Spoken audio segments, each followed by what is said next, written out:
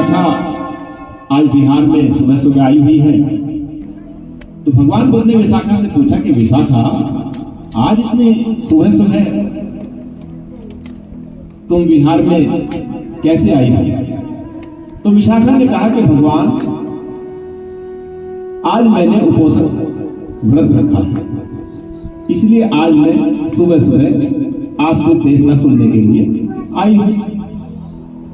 तो भगवान बुद्ध ने कहा कि अच्छी बात है, बैठ। और भगवान बुद्ध ने विशाखा से पूछा कि विशाखा, ये बतलाओ, क्या तुम्हें पता है कि उपोषण व्रत कितने प्रकार का होता है, कैसे करते हैं, कैसे किया जाता है, और इसका क्या फल होता है, इसका क्या लाभ होता है हमारे जीवन में? तो विशाखा कहती है कि भगवान, मुझे इतनी ज्यादा जानकारी नहीं है, कृपया आप ही मुझे बतलाइए कि उपोषण व्रत कितने प्रकार का होता है, कैसे किया जाता है, और इसका क्या लाभ है। तो भगवान बुद्ध कहते हैं कि तुम विशाखा सुनो, उपोषण व्रत 3 प्रकार का होता है। जो लोग व्रत करते हैं वो 3 प्रकार से व्रत करते हैं। पहला व्रत होता है गोपाल उपोषण व्रत। क्या होता है? गोपाल उपोषण व्रत। तो भगवान बुद्ध कहते हैं कि ये इस प्रकार का उपोषण व्रत होता है कि जैसे कोई ग्वाला सुबह को अपने मालिक से खेतों में चराने के लिए गाय लेकर के जाए, और वो रास्ते में ये सोचता हुआ जाए कि आज मैं इन गायों को फला खेत में चराने ले जाऊंगा, या आज मैं इन गायों को उस नहर के किनारे जो खेत है वहां पर हरी हरी घास है वहां पे चराने के लिए ले जाऊंगा। ऐसे सोचते हुए जाता है और वहां फिर दोपहर को सोचता है कि मैं इन गायों को उस तालाब पे पानी पिलाऊंगा। कभी सोचता है कि मैं उस नहर के किनारे पानी पिलाऊंगा। और जब शाम को वो ग्वाला वापस अपनी गायों को लेकर अपने मालिक को सौंपता है, और सौंपने के बाद जब वो अपने घर पे जाता है और जब वो शाम को सोता है तो वो सोचता है कि आज मैंने गाय उस खेत में चराई थी, आज मैंने गाय उस खेत में चराई थी, आज मैंने अपनी बकरियां उस खेत में चराई थी, आज मैंने अपनी बकरियां उस खेत में चराई थी, और कल मैं उस खेत में चराऊंगा, कल मैं वहां पे लेके जाऊंगा, कल मैं ऐसे तालाब में लेके जाऊंगा, उस तालाब में नहलाऊंगा, उस तालाब में पानी पिलाऊंगा। इस तरह की वो बातें सोचता ग्वाला। तो विशाखा, ज्यादातर जो लोग हैं वो इसी तरह का व्रत करते हैं।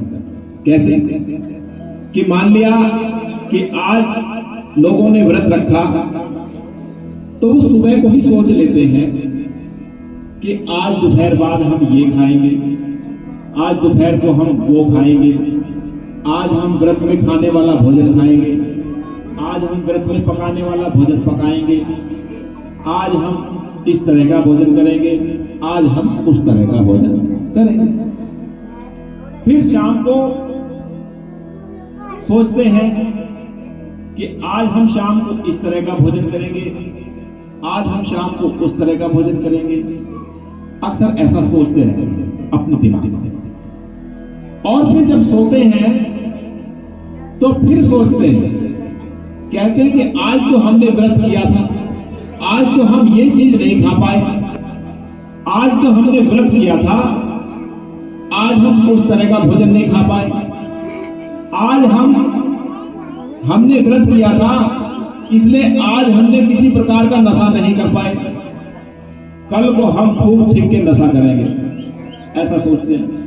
आज हमने व्रत किया था इसलिए आज हम उस जीव को कटवा के या पकवा के नहीं खा पाए, लेकिन कल को हम जाते ही सबसे पहले उस जीव को लाएंगे, काट के खाएंगे। ऐसा लोग सोचते हैं और ऐसा लोग करते हैं। इस तरह के व्रत भगवान बुद्ध कहते हैं कि विशाखा, इस तरह के व्रत का किसी के भी जीवन में जरा सा भी लाभ नहीं मिलने वाला। मंत्र का लाभ भी आपको उस तरह के व्रत से नहीं मिलता। इसलिए विशाखा, लोग परंपराओं को निभाने के लिए सिर्फ व्रत करते हैं, लेकिन अपने जीवन में कल्याण चाहने के लिए व्रत नहीं करते। तो बौद्ध उपोषित व्रत में जैसा कि आप लोग आज सुबह सुबह पंचशील बुद्ध विहार, पंचशील कॉलोनी भोपरा में आए हुए हैं, और यहाँ पर अभी आपने बुद्ध वंदना के दौरान अष्टशील धारण किए। आप सभी नहा धो करके अपने घर से आए हैं, सबने अष्टशील धारण किए हैं, और जिन्होंने उपोषित व्रत नहीं रखना है उन्होंने 5 शील धारण किए हैं।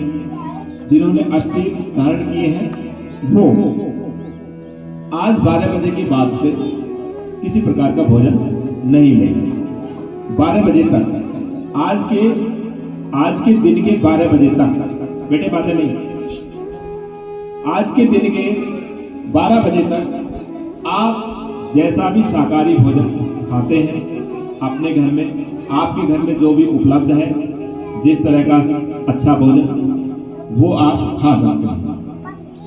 जैसा भी आप भोजन खाते हैं, रोज का जो भोजन खाते हैं, किसी को विशेष तरह का बना के खाना है वो भी आप खा सकते हैं, लेकिन ये है कि आप शाकाहारी भोजन करें, क्योंकि हमारे जहां हम रहते हैं यहाँ का जो वातावरण है, यहाँ की जो जलवायु है, यहाँ की जो प्रकृति है, वो हमें प्राकृतिक रूप से शाकाहारी भोजन देती है। इसलिए हमें शाकाहारी भोजन ही करना चाहिए। जहां पर शाकाहारी भोजन उपलब्ध नहीं होता है वहां लोगों की मजबूरी है कि वो मांस आदि का भक्षण करते हैं, भोजन करते हैं, लेकिन हमारे यहाँ पे शाकाहारी भोजन प्रचुर मात्रा में है, बहुतायत मात्रा में है, तो आप शाकाहारी भोजन का ही सेवन करें।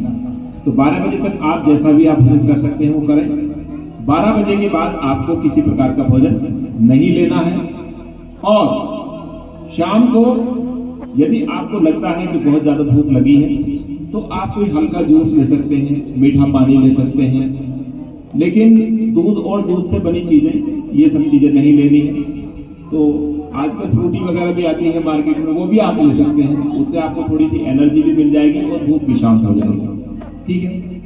और उसके बाद फिर अगली सुबह अर्थात कल की सुबह आप दोबारा से अपने घर में भगवान बुद्ध के प्रतिमा के समक्ष बैठ करके 5 शील लेकर के, पंचशील जो लेते हैं आप लोग, जो हम बुलवाते हैं, रोज बुलवाते हैं, जो बोलना वो पंचशील लेकर के आप अपना जैसा जीवन रोज जीते हैं आप उस प्रकार से जिए, 5 शीलों का पालन करते हैं।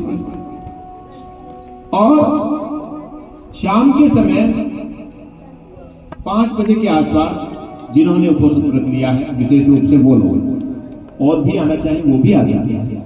शाम को 5 बजे के आसपास आए और यहाँ पर आकर के बैठ करके, गुरुजी बैठे होंगे, इनसे कुछ धर्म की बातें सीखें, धर्म की बात बताएंगे आपको, क्योंकि भगवान बुद्ध कहते हैं उपोषित व्रत का मतलब ही ये होता है कि हम उन उपासकों के या उन गुरुओं के या उन धर्माचार्यों के, उन भिक्षुओं के, उन अरहत भिक्षुओं के या उन बोधिसत्वों के या उन बुद्धों के नजदीक में जाएं, उनके पास बैठें और उनसे अपने जीवन को अच्छा बनाने के बारे में जो है उनसे चर्चा करें, उनका देशना सुने, क्योंकि संगति का असर जो होता है वो बहुत बड़ा होता है।